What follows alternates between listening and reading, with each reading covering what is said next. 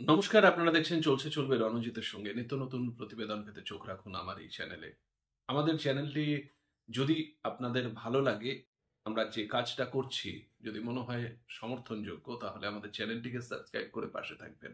আমাদের অন্য আরেকটি চ্যানেল আমরা ওপেন করেছি, যেখানে বিভিন্ন রকম এন্টারটেনমেন্ট বিভাগ চালু হয়েছে। চ্যানেলটির নাম মনে রাখবেন @রণজিৎ। ওটাকে সাবস্ক্রাইব করে পাশে থাকবেন। আসি মূল প্রতিবেদনে। দেখুন, মীনাক্ষী মুখার্জিকে কমব্যাট করতে হচ্ছে একদিকে মুখ্যমন্ত্রী, অন্যদিকে বিরোধী দলনেতা শুভেন্দু অধিকারী এবং মমতা বন্দ্যোপাধ্যায়কে মোকাবিলা করতে হচ্ছে মীনাক্ষীকে।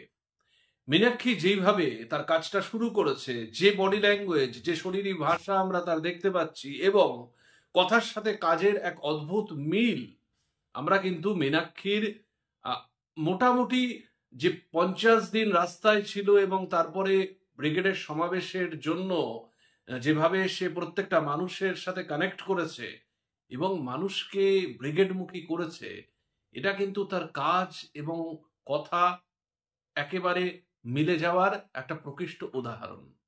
আপনারা জানেন, ভিডিওটা কেউ দেখেছিলেন কিনা জানি না, যে মীনাক্ষী সন্দেশখালিতে গিয়ে বাধাপ্রাপ্ত হয়েছিল এবং তারপরে থানাতে গিয়ে সেখানকার অফিসারকে যে ভাষায় কথা বলেছে, সেটা আমরা লক্ষ্য করছিলাম যে তারপরে তার নেক্সট অ্যাকশনটা কি হয়, এটার জন্য আমরা অপেক্ষা করছিলাম। কারণ মীনাক্ষীকে বিভিন্নভাবে দেখেছি, বিভিন্ন জায়গায় দেখছি, কথা কাজ দেখছি, কিন্তু আরো একটু মেলানোর চেষ্টা করছিলাম। একটু সেই ভিডিওটা আগে দেখে নিন, তারপরে বলছি। মধ্যে আমি জানতে চাই ওনার বিরুদ্ধে আপনি কি অ্যাকশন নিলেন? উইদিন 4 ডেজ, 4 দিনের মধ্যে আমাকে দুটো জিনিস দিতে হবে।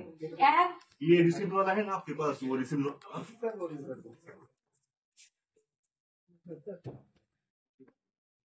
नंबर तो बिना है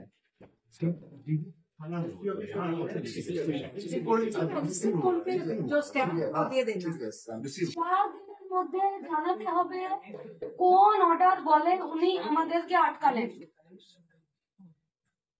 উইদিন 4 ডেজ আমাদেরকে জানাতে হবে যে ওখানে তৃণমূল দলের নেতারা কি করে ঘুরে বেড়াচ্ছে। 4 দিনের মধ্যে আমাদেরকে জানাতে হবে। আপনাকে শুনতে হবে আমার কথা। मैं समझ गया जो आप नहीं समझ रहे हैं। बताइए आप मुझे। आप अभी 1 मिनट में बात सुनिए। आप ऑफिस में अभी डेपुटेशन देने आए हैं? नहीं डेपुटेशन नहीं। क्या देने आए हैं? क्या करने? हम कंप्लेन अगेंस्ट वो ऑफिसर, उसके खिलाफ हम नाम लिख कर रखे हैं। उसके खिलाफ आप अगर चाहेंगे तो उसका फोटो भी हम आपको दे सकते हैं। हम लोग इंक्वायरी कर लेंगे अपने एंड से, ठीक है? अभी यहाँ पे ऑफिस पूरा क्लोज हो चुका है। आप सुनिए ना, आप 4 दिन आप लोगों को हम लोग टाइम देना चाहते हैं कि 4 दिन में ये 3-4 सवालों का जवाब हम लोगों को चाहिए। पहला, कि कौन सा लीगल नोटिस के तहत वो लोग हम लोगों को वहां पर रोका। दूसरा, एक तरफ हम लोगों को रोका गया और दूसरी तरफ तृणमूल का नेता और एमपी और एमएलए लोगों को वहां पर खुलेआम घूमने दिया। একই সাথে অন্য নতুন করে তৃণমূলের সব কর্মীদেরকে যেখানে আমাদেরকে জানাতে দিচ্ছে না, বলতে দিচ্ছে না, আপনি আমার ধৈর্যের আবার দিচ্ছেন পরীক্ষা, আপনি শুনছেন না।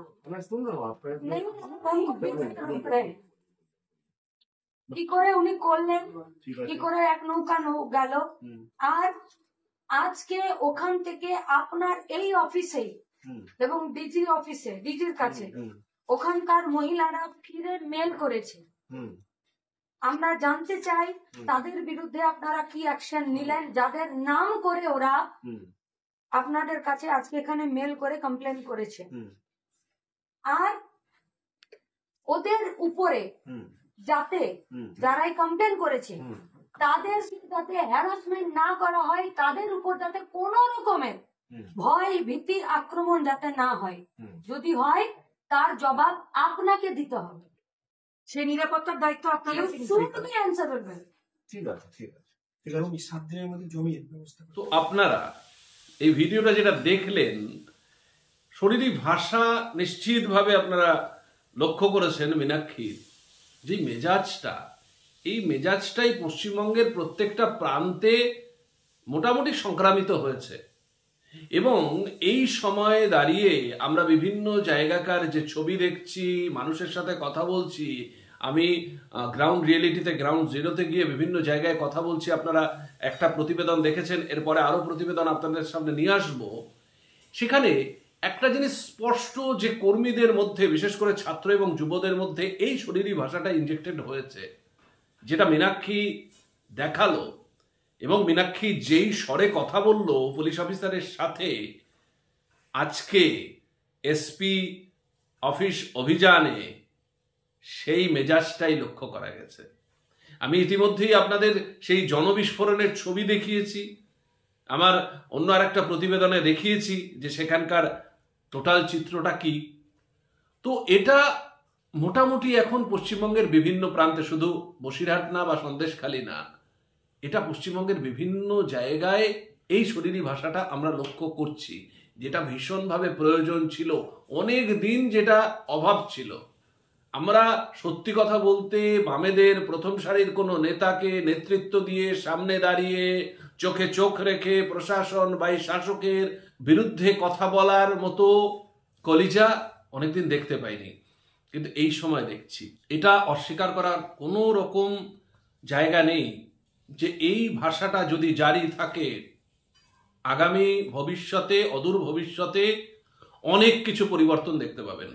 একেবারে নিশ্চিত অনেক কিছু পরিবর্তন দেখতে পাবেন। আপনারা পঞ্চায়েত নির্বাচনে দেখেছেন, তার আগের উপনির্বাচনগুলোতে দেখেছেন, সাগরদিঘি দেখেছেন, বালিগঞ্জের বিধানসভা উপনির্বাচন দেখেছেন। স্পষ্ট করে বলতে পারি যে যা চিত্র পাচ্ছি, যে পালস আমরা অনুভব করতে পাচ্ছি, সেখান থেকে একটা অন্য চিত্র আপনাদের সামনে আসবে, একেবারে নিশ্চিত।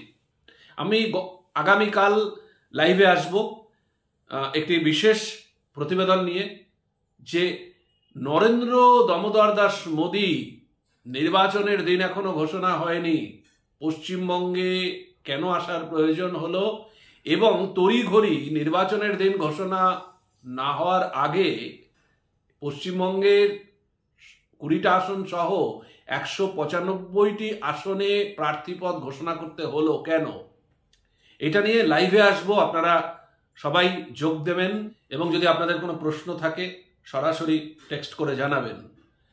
তো যাই হোক, আমাদের এই সমস্ত বিষয়ে নজর থাকবে, আপনাদের নজর থাকুক চলছে চলবে রণজিতের উপর। ধন্যবাদ।